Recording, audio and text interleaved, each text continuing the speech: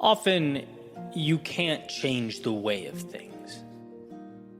And by things, I'm not referring to the day-to-day. I'm not referring to your goals and aspirations, how you spend your time, or who you spend it with. No, I'm referring to the big picture, larger-than-life cosmic truths. The unavoidable reality that things will happen beyond your control. That things come and they go. That as much as we want to understand it all, life in actuality is comprised of unknowns and inconsistencies. What you can change, though, is the meaning of those occurrences. You can change how you view them and what you become in their presence, and that, as it turns out, is an almost incomprehensible strength. See, nothing is so futile as trying to push over a mountain with your bare hands. Growth requires that you climb it, or go around it, or even, when life permits, through it. But to stubbornly stand in place, outstretched arms, hoping that Newton was incorrect and waiting for that 10,000-foot pile of rocks to budge, well, that doesn't do you any favors. And actually, it meets Einstein's definition of insanity, right? Where one does the same thing over and over and over, expecting different results. And look, I've spent many a days knocking on doors that weren't meant to be opened. And when I finally did pull it together and walk away, it wasn't because I quit, at least not in the traditional sense.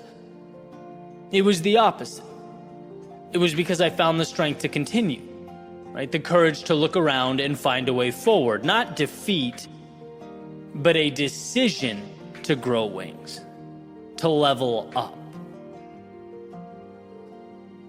Because I'll tell you, it's easy when one isn't paying attention to be pulled into the depths of irrationality by their pride.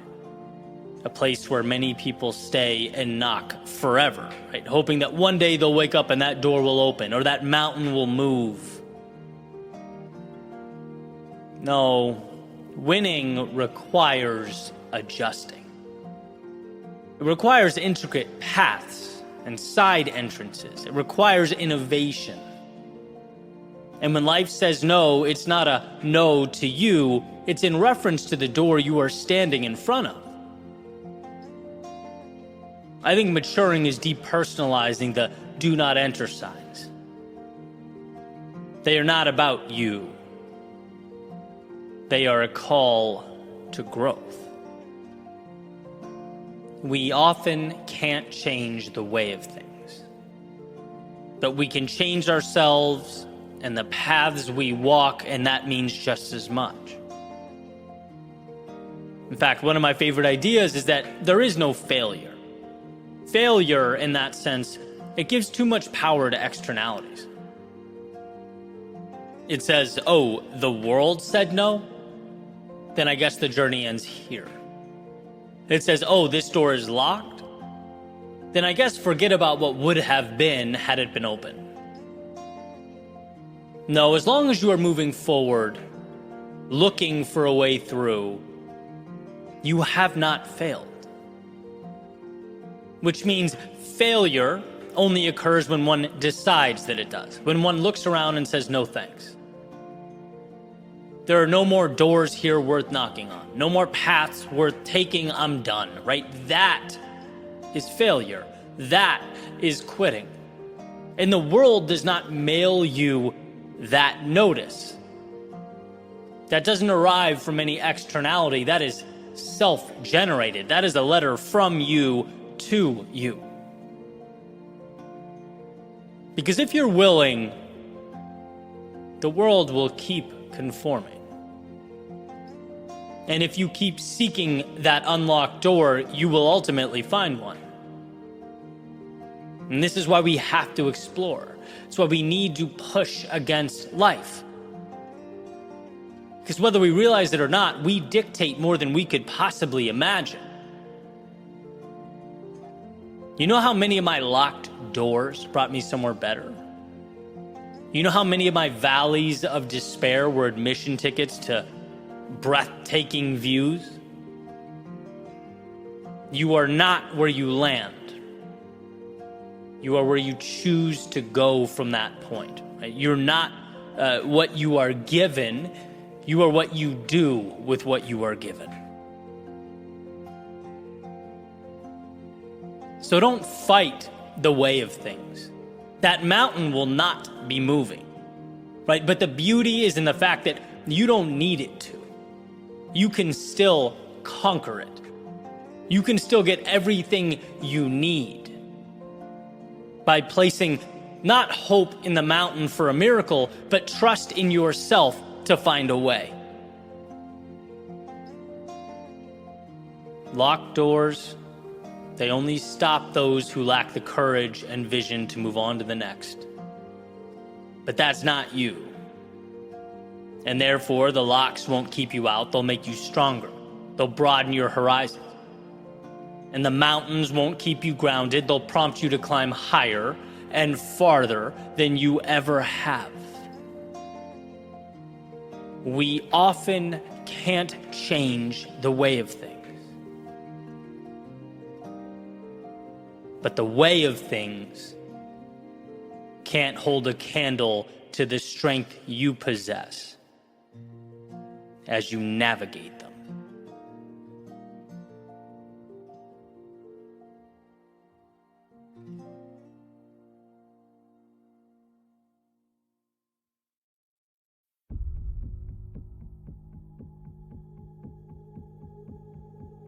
Our lives require failure, like our lungs require oxygen. And when I find the world around me lacking in the resources that I need, it's because in so many ways I have forgotten to breathe, to step out my walls of comfort and breathe in lessons waiting to be taught by the greatest of teachers, life. Life, the unpredictable and often unremarkable miracle. The book that reveals itself through experience, that tells tales only in hindsight. Our world is a book in which we choose our own ending, and so we must fail. Because failing means living, and we were meant to live. We must fail because every failure is the mark of a poet, an artist, or an author bringing the story one step closer to its resolution. Continually walking up to a blank wall and making a mark. A single trivial mark. A mark that's misunderstood at best, but likely scoffed at, ridiculed. But each mark gives meaning to the one before it. These marks, they become chapters, become narrative shifts, become stories. Every failure you throw against this wall becomes part of a mural. It's an element of beauty before the work can even be deemed beautiful. Yet we continually misunderstand. When you hang your head in disappointment, when you see only the smudge of paint you threw against that wall, you are oblivious to the fact that you're making something meaningful. So here is my challenge to you. I dare you, in the midst of the Mona Lisa you are creating, to see it before it's done. I dare you to be strong enough to fail not just once, but over and over and over again. I dare you to keep your eyes focused, locked in on what's in front of you.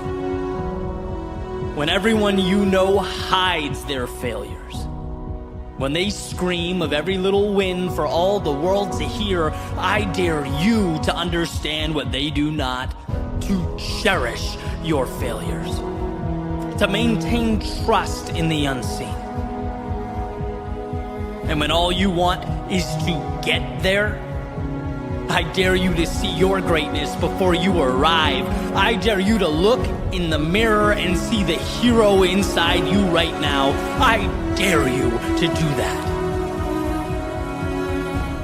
I dare you to take your struggle and see amidst the pain your purpose that will lift you up when you've fallen and will carry you forward when you're lost. I dare you to see light when there appears only darkness, and when none presents itself, I dare you to light the spark, to be the answer you need. I dare you to stand up to the human tendency to embrace security over adventure and predictability over growth. I dare you to walk into the darkness of night, knowing that today's unknown becomes tomorrow's foundation. And when it hurts, like truly hurts, when you look around and can't remember why you began or what's pulling you forward, I dare you to close your eyes and imagine looking back and thanking yourself for taking this path. Every low is a courageous step towards transformation, and if you've forgotten that, I hope this reminds you why it all matters. I hope you remember why this mark, the one you're making right now, is part of the masterpiece you've been longing for. It's taking you exactly where you need to be.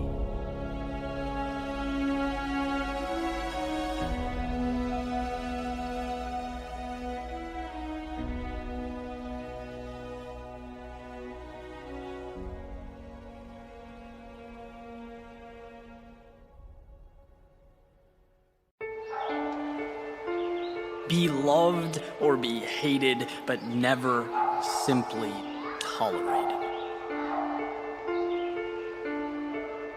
In life, you can live to chase opportunity, or you can live to avoid failure. And there are two very different things. Rather than pursue, we often avoid. We avoid failure. We avoid criticism. We don't want to ruffle feathers or disrupt. No, we choose to simply exist. Never condemned, but never extraordinary. Just tolerated. And it's an interesting dilemma. Because the best things exist on the extremes, life's fringes. That's where you find your accolades, your accomplishments. That's what we celebrate. It's where you need to be. And you get there not by worrying about what everyone around you thinks, but by taking your strength, your unique self, holding on and pressing the pedal to the floor, going all in. And yeah, that means suddenly, my friend, you are exposed. You are vulnerable. You are now out there. It means those who don't have the courage to chase their dreams, they will find you threatening and they will let you know. But it also means that the shackles are off. The door is open, the light is green, and you can build from the ground up. You can build the life you want. The finish line has now become more visible than the prospect of falling along the way, and you've granted yourself permission to run through it. Sure, some will love you for these accomplishments, some will hate you for these accomplishments, but let me reiterate the word accomplishment. Because when you live to be invisible, it's a term that rarely presents itself, I promise. Life, it rewards the bold. Those who are bold in their beliefs, bold in their actions, their dreams, and their pursuits. They are not for anyone but you. And years later, when you look in the mirror, you'll know that you gave every single thing you had to a life that meant something to you. Loved, yes. Hated, sure. But merely tolerated, No.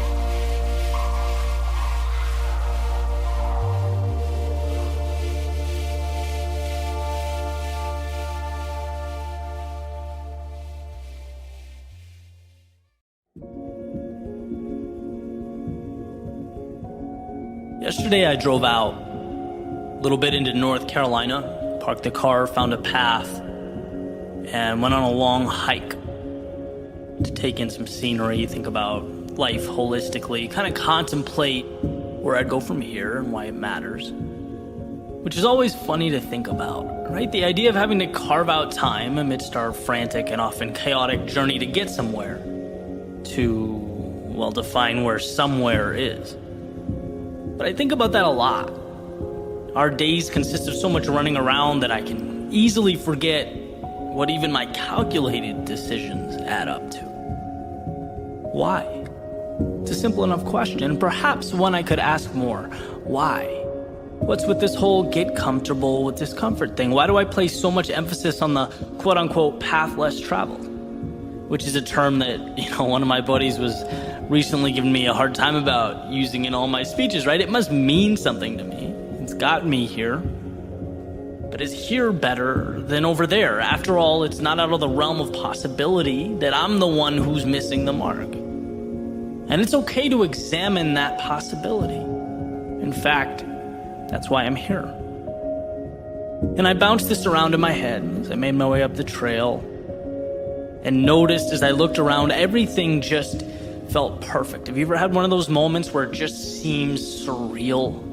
The morning was incredible. I loved the sound of the earth under my feet as I took each step, the chirping of the birds in the early morning, the sun making its way through the trees. And I thought, it's amazing that you can live 20 minutes from this feeling and just never experience it.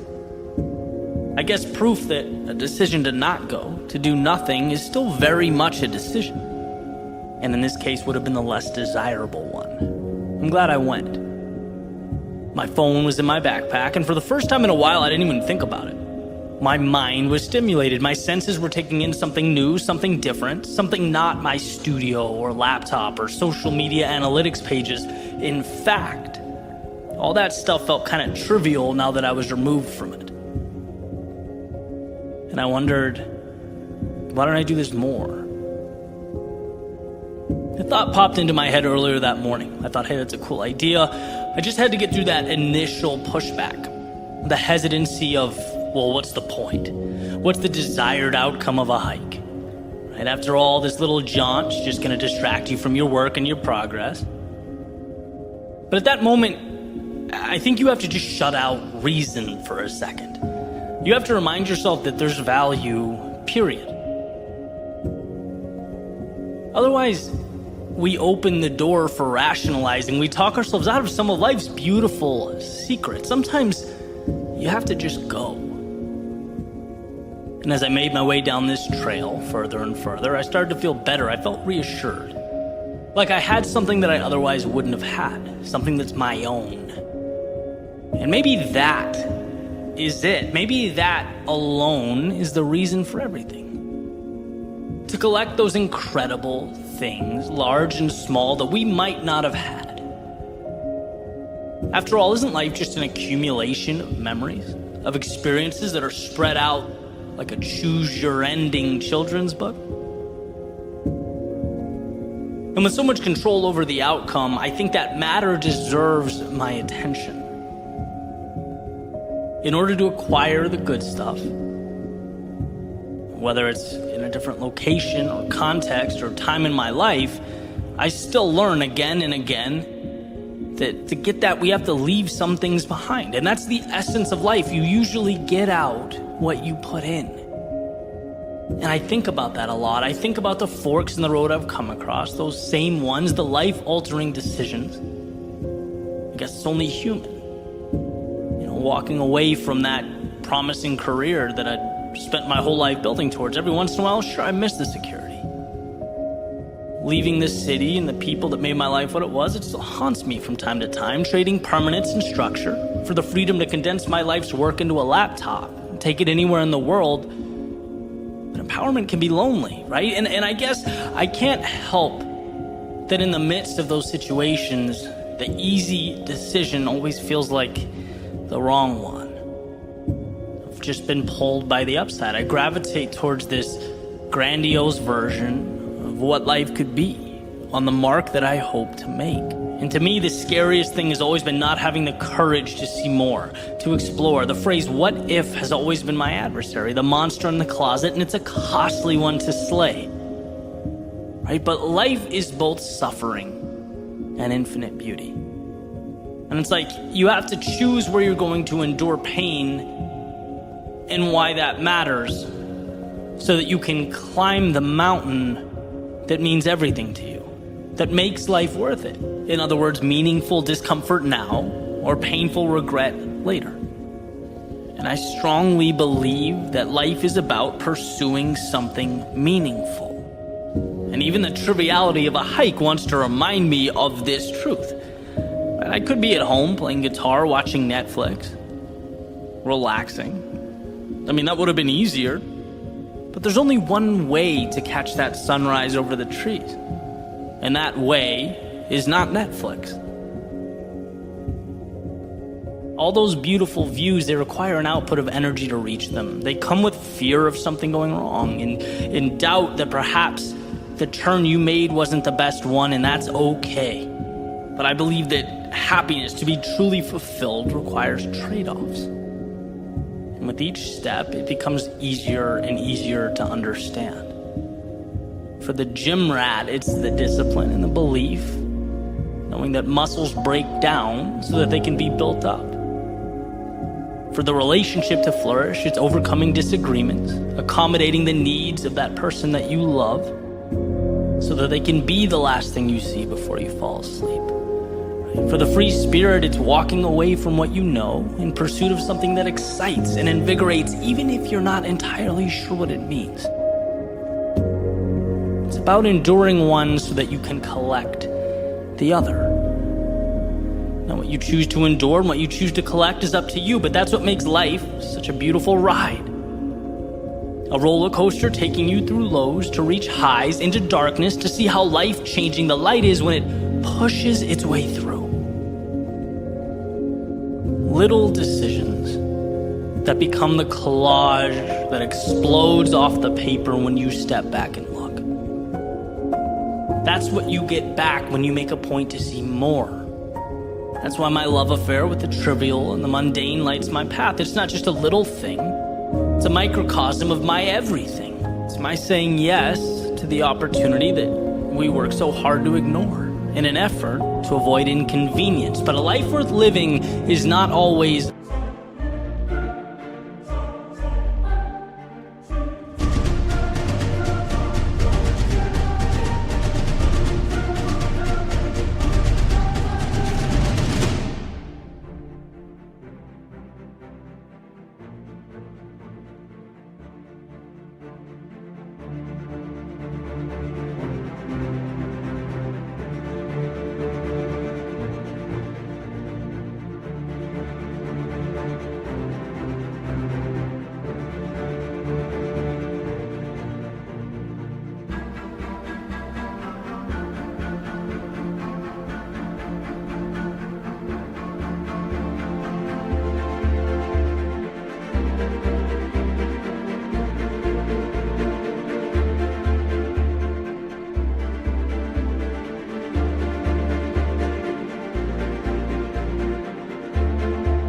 convenient. You could even argue at times it should be inconvenient, because the higher the climb, the more we give of ourselves, the more precious the world looks from the top down.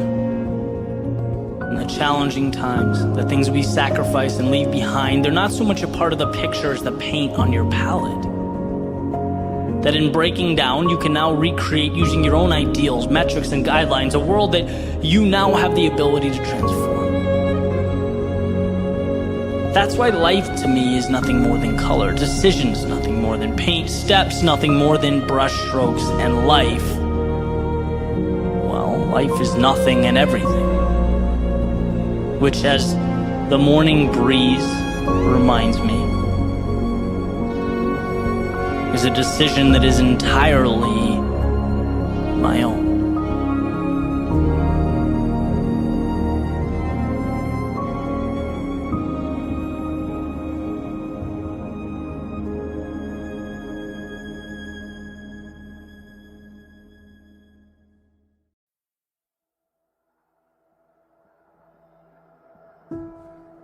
So much of life comes down to control.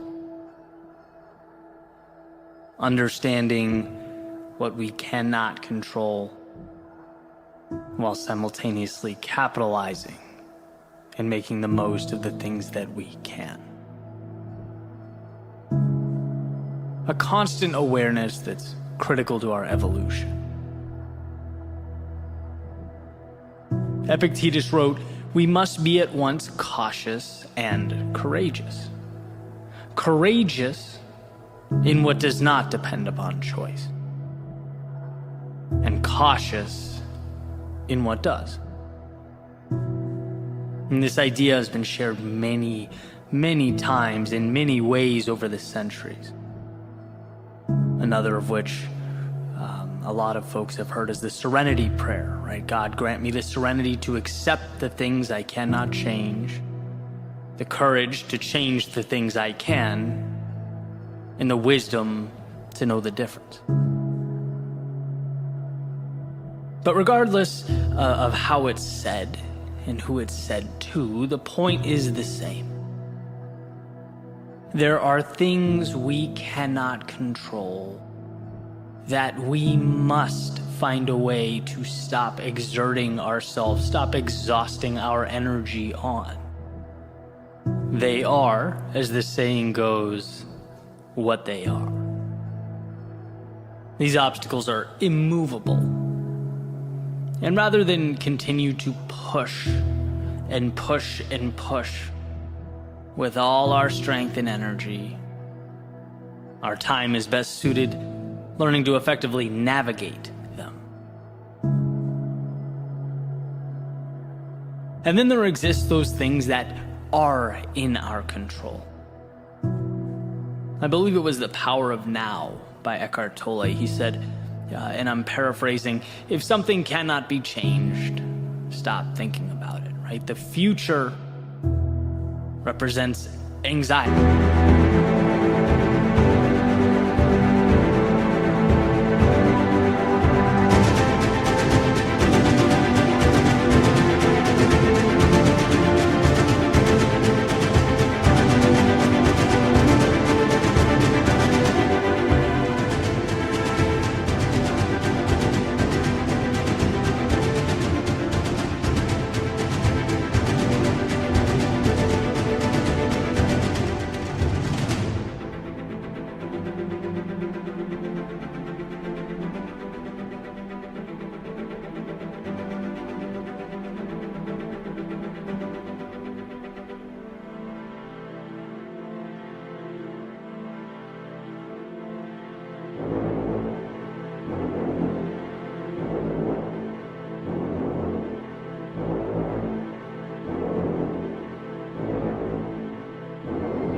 It's worrying about things that haven't happened yet.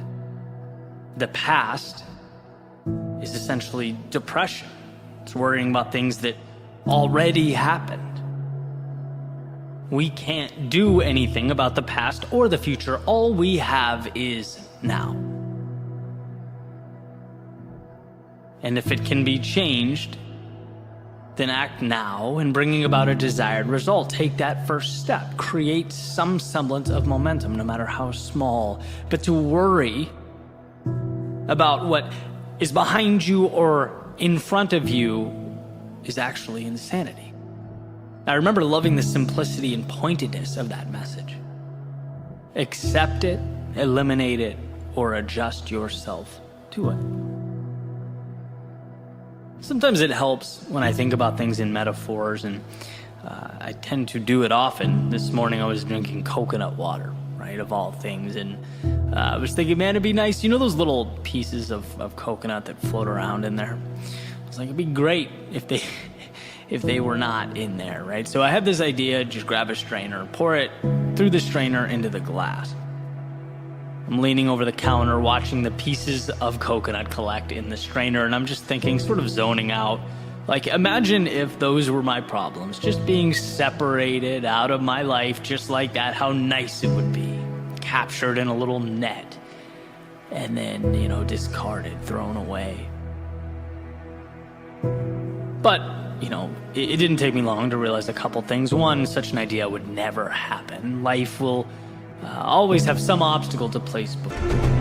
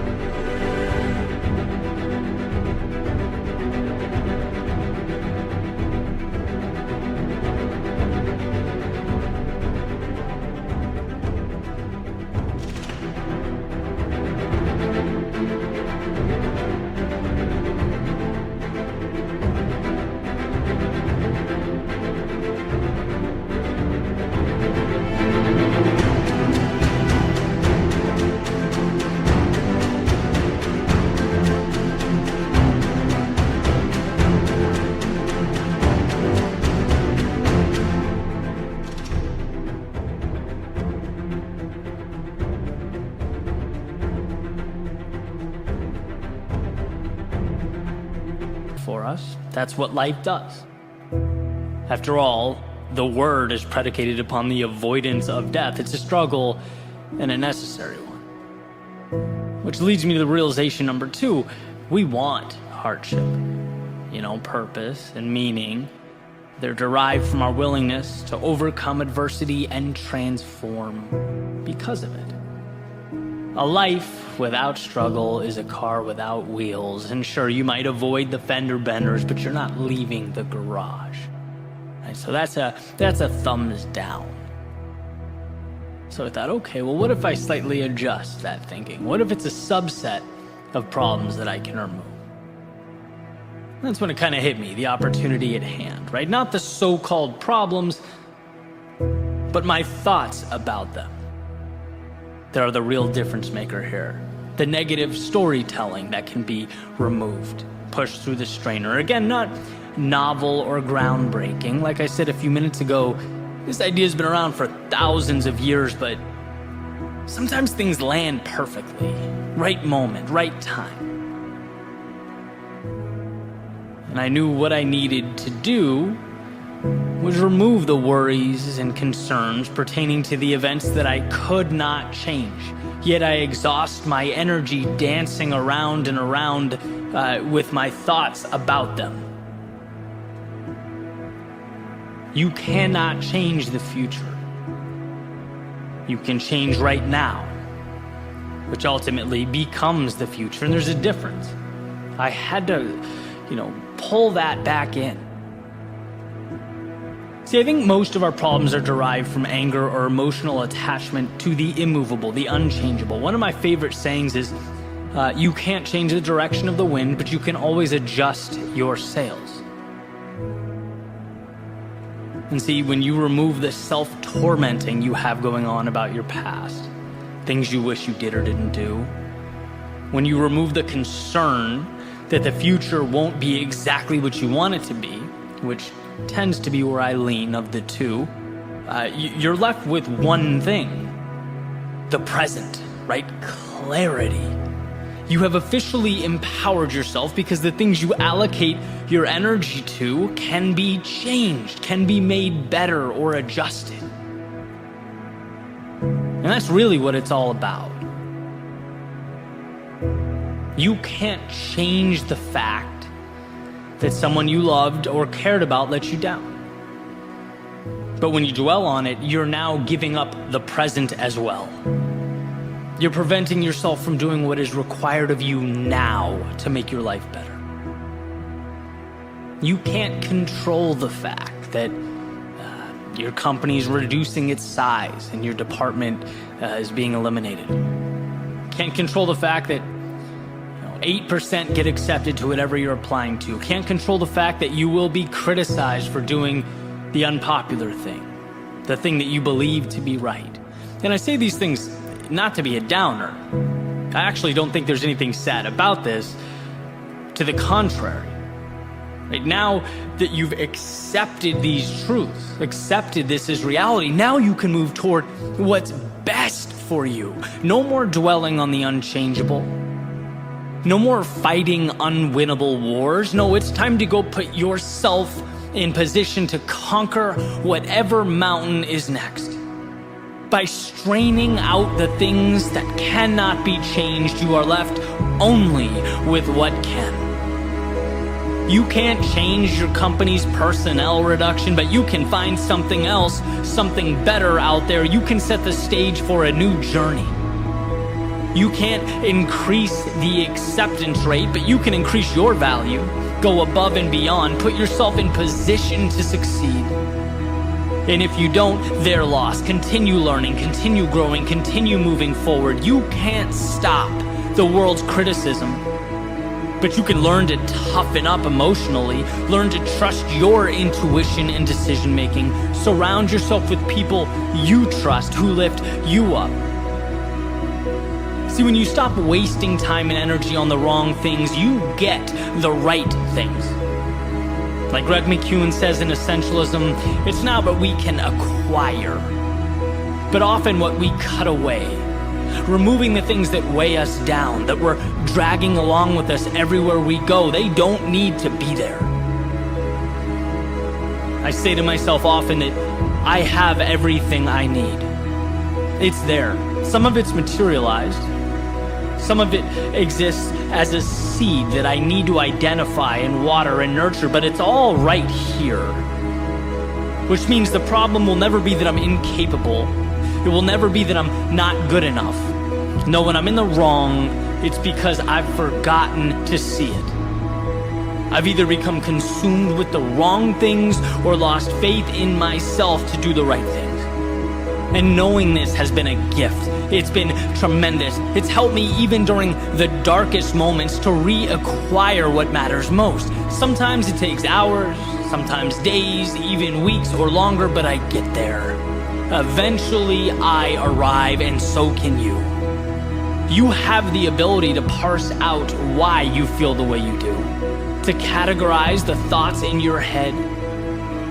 Can I change it? No? Okay, gone. And with all that's left begins the journey, the good stuff. The adversity and the problems that will make you who you are. And don't misunderstand me. I'm not saying it will be easy, but I'm saying it will be worth it. And that's critical to understand. Your world is there to maneuver and adjust, to reshape, but its transformation depends on a laser-like focus on that which is malleable. That's saying, do what you can where you are with what you have. It will lead you to exactly where you need to be. Even if you don't trust the road before you, trust yourself to walk down it.